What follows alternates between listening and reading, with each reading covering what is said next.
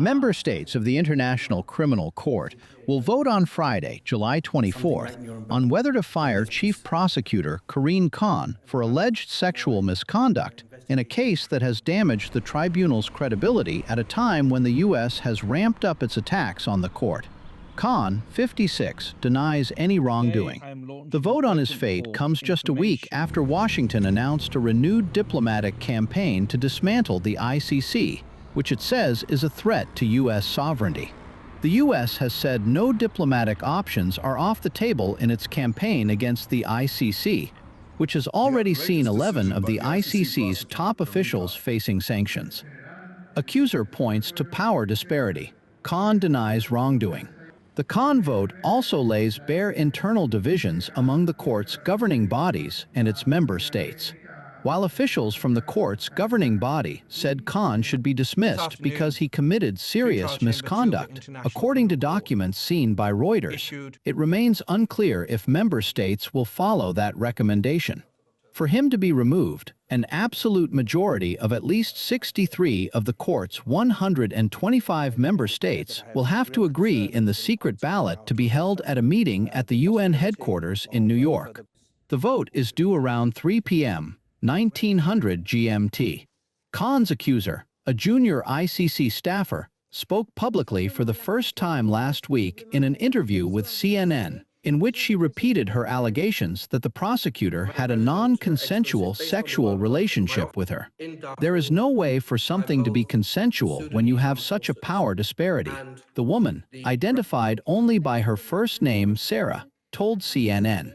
Lawyers for Khan told Reuters he denied any sexual relationship of any kind with the alleged victim. They called the decision that led to Friday's vote unlawful, procedurally unfair, and unsupported by evidence, and pointed to a panel of independent judges who found there was no evidence to establish the allegations beyond reasonable doubt after a report by UN investigators into the matter. Vote will not end ICC's in turmoil.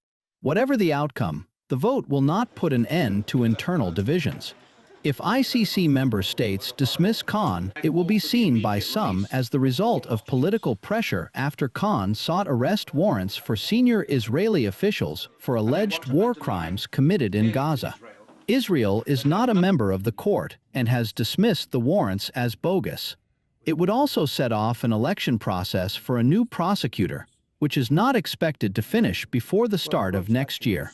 If Khan survives the vote, his position would be weakened, and it would give critics of the court another stick to beat it with.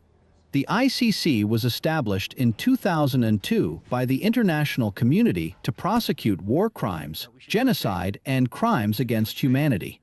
It asserts jurisdiction only if one of its 125 member states is unable or unwilling to prosecute atrocities itself. The United States has never been a member of the court. However, the ICC statute also gives the court the power to prosecute atrocity crimes committed on the territory of member states by nationals of non-member states. A State Department official, speaking on condition of anonymity, said last week Washington was considering diplomatic pressure on other nations to withdraw from the court. The EU has reiterated its support for the ICC and said threats against the court or its elected officials are not acceptable. However, the EU and most ICC member states have yet to take concrete public steps that could shield the institution.